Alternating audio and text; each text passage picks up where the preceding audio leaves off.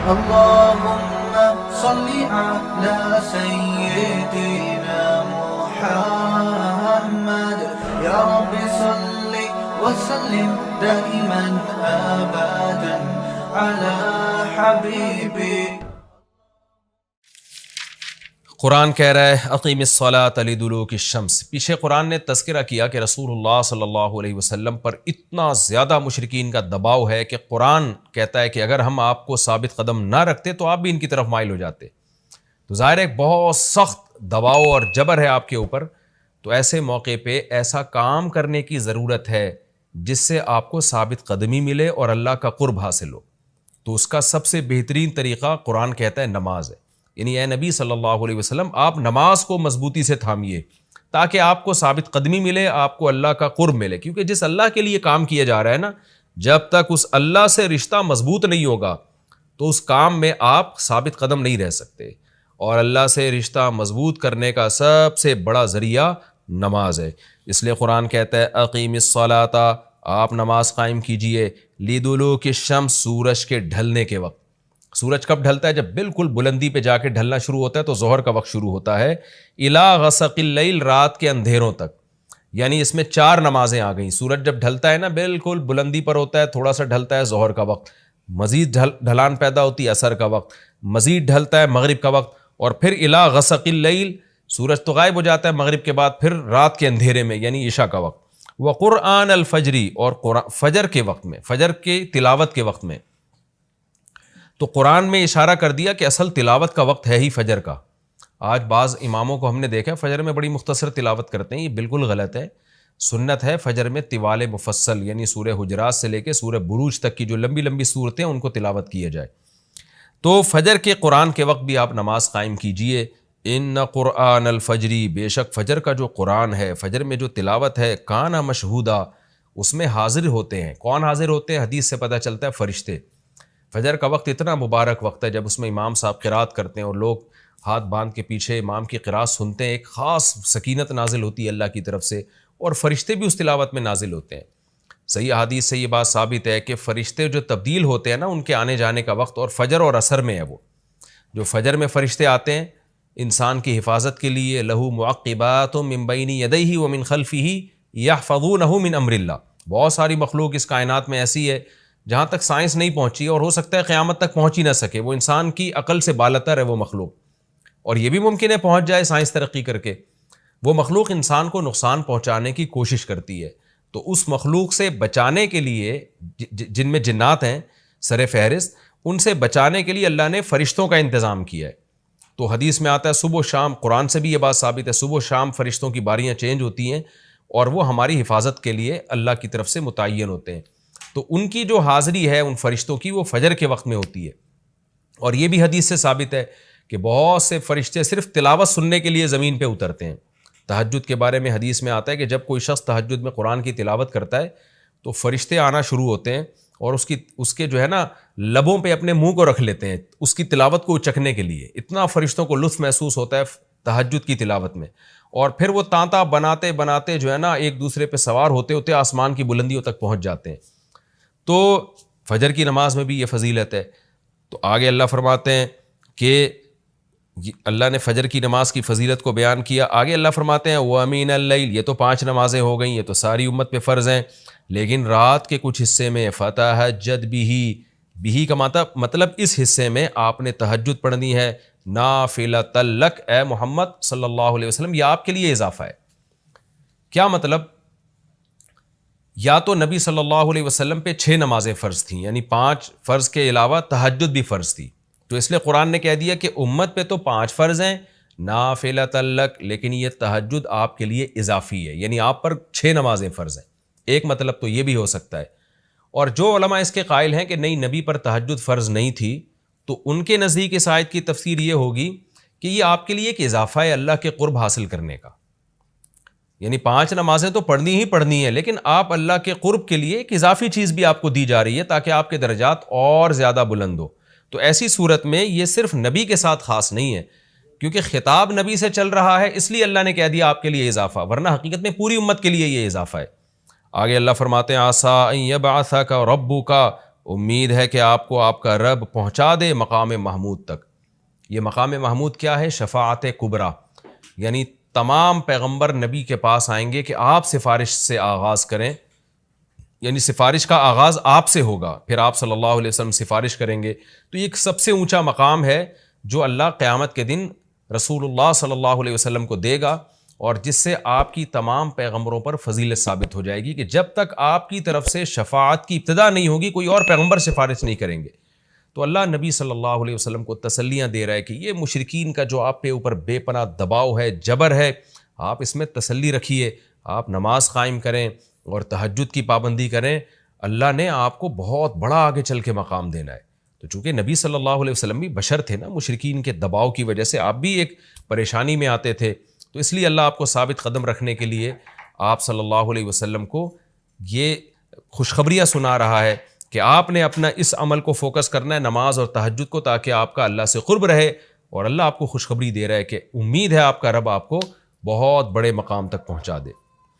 رہا مسئلہ مشرکین کی دھمکیوں کا کہ یہ پوری کوشش کر رہے ہیں کہ آپ کو مکہ سے نکال دیں، تو ہم نے تو بتا دیا کہ یہ خود بھی نہیں پنپ پائیں گے، لیکن آپ نے اللہ سے کیا دعا مانگنی ہے؟ وَقُلْ رَبِّ، کہہ دیجئے اے میرے رب، ادخلنی مدخل صدق، مجھے مکہ میں داخل کیجئے مرغوب داخلہ، اچھا داخلہ، اور مجھے مکہ سے نکالیے بھی اچھے طریقے سے، یعنی اچھا نکلنا ہو میرا، ایسا نکلنا جس کے نتائج اچھے ہوں۔ اس میں اشارہ ہے کہ آپ صلی اللہ علیہ وسلم کو مکہ سے نکالنے پر مجبور کیا جائے گا، اور ایک وقت آئے گا کہ آپ مکہ سے نکلیں گے۔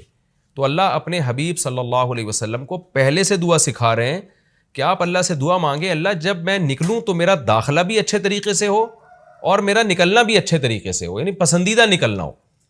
سوال پیدا ہوتا ہے نکلنے کا عمل تو پہلے ہے اور مکہ میں داخلے کا عمل بعد میں، تو نکلنے کا تذکرہ پہلے ہونا چاہیے کہ اللہ مکہ سے مجھے اچھی طریقے سے نکال، اور مکہ میں مجھے داخل بھی اچھے طریقے سے کرنا، تو داخلے کا تذکرہ پہلے کیوں؟ تو اس میں بلاغت کا ایک نقطہ ہے کہ پیغمبر کا بنیادی مقصد وہ ہدف ہے جو پیغمبر دنیا میں لے کے آئے ہیں، تو اس کی آغاز تو مکہ سے کرنا ہے جس میں آپ کو بھیجا گیا، جو ابراہیم علیہ السلام کا شہر ہے، جہاں بیت اللہ ہے، اسلام کا مرکز تو اس جگہ سے بننا ہے۔ تو اس جگہ سے اگر نکالنا ہی مقصد ہے تو یہ جگہ تو رہ گئی نا پھر جو ابراہیم علیہ السلام کا مرکز اور ابراہیم علیہ السلام کی دعائیں تھیں، تو اس لیے اصل مقصد تو یہ کہ مکہ میں داخل میں اچھے طریقے سے ہوں، جو پیغمبر کا مقصد تھا دنیا میں آنے کا، مکہ فتح کر کے داخل ہوں، یہاں مجھے غلبہ ملے، اور یہاں میرا جب داخلہ ہو تو ایسا داخلہ جس کو میں پسند کروں۔ یہ جو ابھی میں مکہ میں کہیں سفر سے جا کے واپس آتا ہوں، یہ داخلہ وہ داخلہ نہیں ہے جو میں چاہتا ہوں۔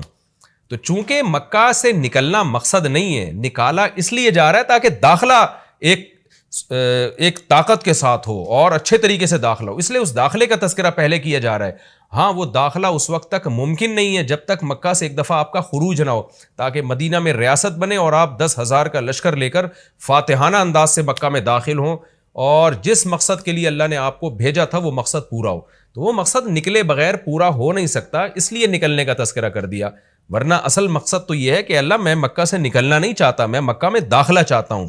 داخلہ ایسا ہونا چاہیے مدخل صدق، سچا مرغوب داخلہ ہونا چاہیے۔ چنانچہ اللہ نے آپ کی دعا قبول کی، اور جب نبی مکہ میں داخل ہوئے نکلنے کے بعد تو کیسا بہترین آپ نے کا داخلہ ہوا کہ 10,000 کا لشکر لے کر آپ گئے، اور مشرکین مکہ آپ سے معافی کی بھیک مانگ رہے تھے۔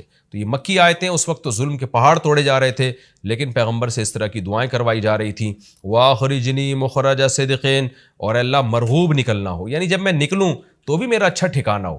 چنانچہ آپ کا نکلنا بھی بڑا اچھا ہوا کہ پورا مدینہ آپ کے استقبال میں کھڑا ہوا تھا، اور طلع البدر علینا من ثنیۃ الوداع، یہ جو ترانے ہیں یہ مدینہ کی بچیاں آپ کے استقبال میں پڑھ رہی تھی۔ تو آپ کا نکلنا بھی اچھا ہوا، یعنی مدینہ میں داخلہ جو مکہ سے نکل کے، اور پھر جو مکہ میں آنا وہ تو اس سے بھی زیادہ عزت اور شان کے ساتھ ہوا۔ وَاجْعَلْ لِي مِن لَّدُنْكَ سُلْطَانًا نَصِيرًا، اور اللہ تو بنا دے میرے لیے اپنے پاس سے زبردست طاقت جس میں میری مدد ہو، غلبہ دے دے مجھے مشرکین پر۔ یہ بھی مستقبل کی دعا ہے جو ان حالات میں نبی سے منگوائی جا رہی ہے، اور اللہ نے آپ کی ساری دعاؤں کو قبول کیا، سلطان نصیر بھی دے دیا آپ کو، غلبہ بھی دے دیا مکہ پہ، ایسا غلبہ جس میں اللہ کی مدد تھی۔ اور وہ کمزور غلبہ نہیں تھا. طاقتور غلبے کو سلطان کہا جاتا ہے. اور مدینہ میں جانا بھی آپ کا پسندیدہ ہوا اور مکہ میں آنا بھی آپ کا پسندیدہ ہوا. اور اے نبی آپ یہ بھی کہہ دیجئے جاء الحق، حق آ چکا ہے، وزہق الباطل، اور باطل فنا ہو چکا ہے. حالانکہ جس وقت یہ دعا منگوائی جا رہی تھی باطل فنا نہیں ہوا تھا. لیکن ماضی سے جب کسی چیز کو تعبیر کیا جاتا ہے تو یہ بتانے کے لیے گویا یہ کام ہو چکا ہے، حالانکہ ہوا نہیں، ہوگا. لیکن نبی کی زبان سے نکلوایا جا رہا ہے کہ آپ مشرکین میں اعلان کر دیں کہ بس یہ کام ہو چکا ہے، حق آ گیا، باطل ختم. اور یعنی ہوگا تو فیوچر میں، لیکن گویا ابھی ہو چکا ہے. اتنا یقینی ہے کہ میں تمہیں اس کی پہلے سے خبر دے چکا ہوں کہ باطل اب پنپنے نہیں پائے گا کیونکہ حق اب آ چکا ہے. ان الباطل کان زہوقا، اور باطل تو ہے ہی فنا ہونے والی چیز. جب حق آتا ہے تو باطل فنا ہو جاتا ہے. نبی صلی اللہ علیہ وسلم جب مکہ مکرمہ میں داخل ہوئے نا تو آپ بتوں کو چھڑیوں سے گراتے تھے، چھڑی سے مکہ میں داخل ہو کے 360 بت کو ایک ایک کر کے چھڑی مارتے تھے اور وہ بت الٹے لڑکتے تھے. تو آپ اس موقع پر یہ آیت پڑھ رہے تھے کہ جاء الحق وزہق الباطل ان الباطل کان زہوقا. کیا کیفیات بنتی ہوں گی صحابہ کی اور پیغمبر کی اس وقت کہ جو خوشخبری ان کو 13 سال پہلے دی گئی تھی، کئی سال پہلے دی گئی تھی اور یقینی دی گئی تھی کہ یہ ہو چکا، تو اللہ نے اپنی آنکھوں سے دکھا دیا کہ کیسے بتوں کو بیت اللہ سے نکالا جا رہا ہے اور اللہ کے گھر کو کیسے شرک سے پاک کیا جا رہا ہے. وَنُنَزِّلُ مِنَ الْقُرْآنِ مَا هُوَ شِفَاءٌ وَرَحْمَةٌ لِّلْمُؤْمِنِينَ، اور قرآن کہہ رہے ہیں ہم قرآن نازل کرتے ہیں جس میں مومنین کے لیے شفا ہے. یعنی اے نبی آپ کی تسلی کے لیے اور بھی ہم بتائیں آپ کو کہ ہم یہ جو آیتیں نازل کر رہے ہیں نا اس میں مومنین کو بھی شفا مل رہی ہے، ان کی اصلاح ہو رہی ہے شرک سے اور برے عقیدوں سے، اور مسلمانوں کے لیے یہ رحمت ہے، ان کو تسلیاں بھی مل رہی ہیں. وَلَا يَزِيدُ الظَّالِمِينَ إِلَّا خَسَارًا، اور ظالمین کے خسارے میں اضافہ ہو رہا ہے کیونکہ ظالمین اس پر عمل نہیں کر رہے، حجت تمام ہو رہی ہے. وَإِذَا أَنْعَمْنَا عَلَى الْإِنسَانِ أَعْرَضَ وَنَأَىٰ بِجَانِبِهِ، قرآن کہتے ہیں ہم جب انسان پر احسان کرتے ہیں تو وہ اعراض کرتا ہے اور اپنے پہلو کو ہٹا دیتا ہے. نعمت ملنے کے بعد بجائے اللہ کے قریب ہونے کے اللہ سے دور ہوتا ہے. وَإِذَا مَسَّهُ الشَّرُّ، اور جب انسان کو کوئی مصیبت پہنچتی ہے کان یئوسا، تو مایوس ہونے لگتا ہے. یعنی انسان کے بارے میں شکایت کی جا رہی ہے کہ اس کا اللہ پر ایمان نہیں ہے. پیغمبر کا مقصد ہے اللہ سے جوڑنا.